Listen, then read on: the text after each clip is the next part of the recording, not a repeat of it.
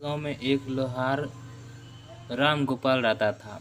उसका एक भरा पूरा परिवार था, जिसका लालन पालन करने के लिए उसे कई बार दिन रात काम करना पड़ता था।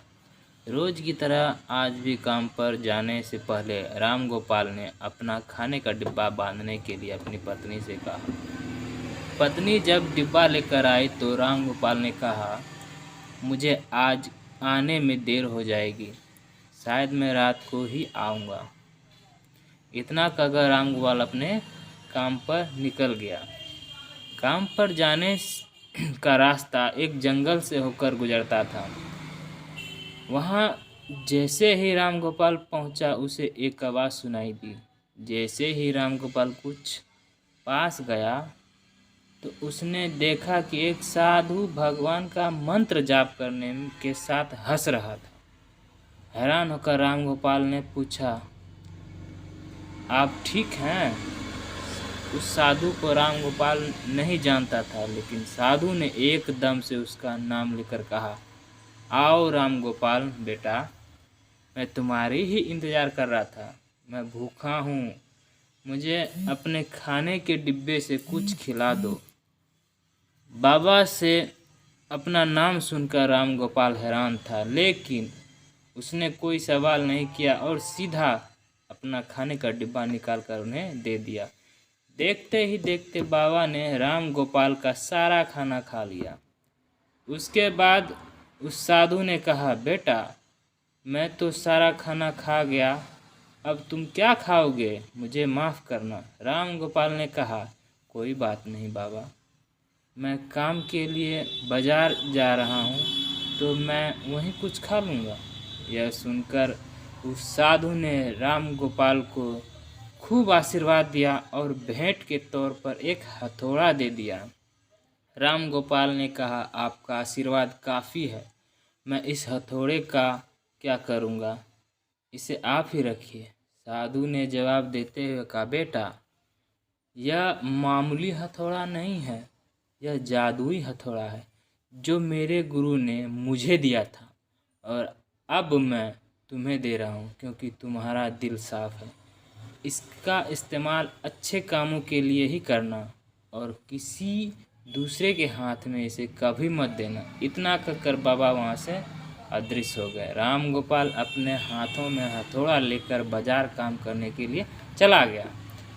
औजार बनाने से पहले उसके दिमाग में आया कि आज इसी हथौड़े से लोहा पीटता हूँ। जैसे ही उसने लोहे पर हथौड़ा से चोट मारी, वो सीधा औजार बन गया।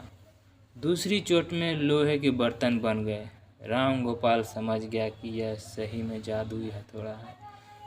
वो जो बनाने की सोचता, साथ लोहे पर चोट मारता, लोहे सीधे वही बन जाता। लोहा सीधा वही बन जाता। जादुई हथौड़े की वजह से राम गोपाल का काम जल्दी ख़त्म होने लगा और वो अपने साथ ही जुदाई हथौड़े को घर ले गया। इसी तरह रोज़ राम गोपाल का हथौड़े से जल्दी काम ख़त्म कर लेता और कई बार ज़्यादा बर्तन बनाकर उन्हें गांव के लोगों को भी बेच देता था। धीरे धीरे उसके घर के हालात पहले से कुछ ठीक होने लगे। एक दिन गांव का मुखिया उसके घर आया और बोला, हम गांव वालों को शहर जाने में बहुत ज़्यादा समय लगता है, क्या तुम अपने हथौड़े से गांव और शहर के बीच आने वाले एक पहाड़ तोड़ने में मदद करोगे? इससे बीच में एक सड़क बना लेंगे और गांव से शहर का सफ़र आसान और छोटा हो जाएगा। मुखिया की बात सुनकर राम गोपाल ने उसी जादुई हथौड़ा से उस पहाड़ को तोड़ दिया। मुखिया और गांव के लोग बहुत खुश हुए और उसे खूब शाबाशी दी। पहाड़ तोड़ने के बाद घर लौटते समय लोहार के मन में हुआ कि इस जादुई हथौड़े से मेरा काम जल्दी हो जाता है, लेकिन कुछ ज़्यादा फ़ायदा तो नहीं हो रहा। इस सोच में डूबी हुई लोहार घर अपने जाने की जगह दुखी होकर जंगल की तरफ चला गया। उस जंगल में वहीं साधु बाबा लोहा को दोबारा दिखा। लोहार ने उन्हें अपने मन की सारी बात बताई। साधु ने कहा, इसका उपयोग सिर्फ औजार और बर्तन बनाने के पहाड़ तोड़ने तक सीमित नहीं है। इससे तुम अपने मन का कुछ भी बना सकते हो और किसी भी कठिन चीज़ को आसानी से तोड़ सकते हो। राम गोपाल ने अच्छे से साधु बाबा से उस जादुई हथौड़े का इस्तेमाल करने का तरीका सीखा। उसके बाद राम गोपाल ने बहुत धन कमाया। आज राम गोपाल एक अमीर आदमी बन गया।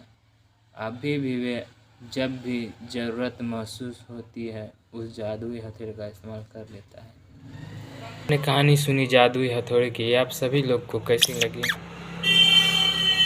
कमेंट सेक्शन में ज़रूर बताइएगा, ताकि और भी इसी तरह के वीडियो में डाल सकूं।